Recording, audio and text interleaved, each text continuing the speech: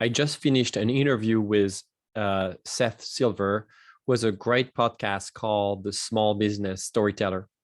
And one of the things that caught his attention is when I told him that building a strategic narrative is an act of leadership, whereas most people think it's an act of literature. When people hear the term narrative, they think it's the same as storytelling. And so they think literature, they think writing, using words to craft a message that is the most perfect and impactful as possible. That's the common accepted understanding, in business storytelling. And I think of a strategic narrative as something different. I think of a narrative as an opportunity for you to show up with your guts as a leader.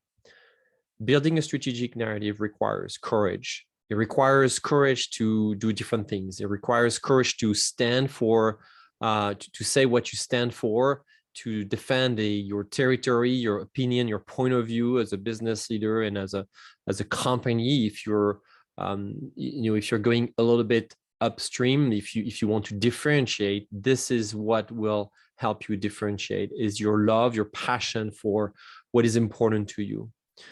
It takes courage to say it consistently, to repeat yourself, because repetition is kind of, is thought as something that is going to become boring, that is scary to. I'm going to repeat myself too much here. People have heard this message over and over. You would be surprised how much time it takes people to go through different stages of understanding what your narrative is about. First, they kind of get in touch with it.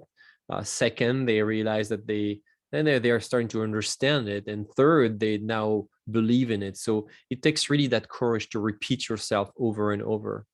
And finally, and these are just three reasons, but I've wrote about many other reasons in my latest ebook, Strategic Narrative.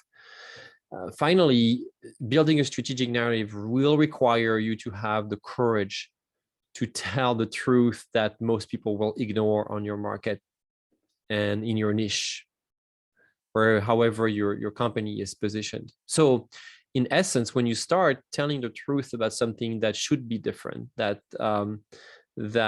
should be reconsidered, that is not right, and if you have a product and a solution to go with that new paradigm, that shift, then you're actually repositioning your company as somebody who defends a new way to do something. You see that everywhere. You see that in all categories, all markets or niches, whether you do consulting, you're in the food industries, you're in the cosmetics, you're in IT or peace building or transportation.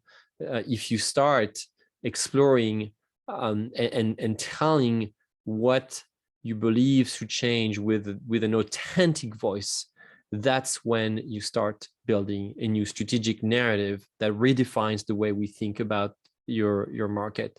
But for this, it requires to have leaders on board that are able to stand up and acknowledge that something needs to change, and that change has to come from within the organization, not just from the strategy or the marketing department. That's really what a strategic narrative is about, and that's really what it takes to build one. If you're interested to know more, I just mentioned my ebook.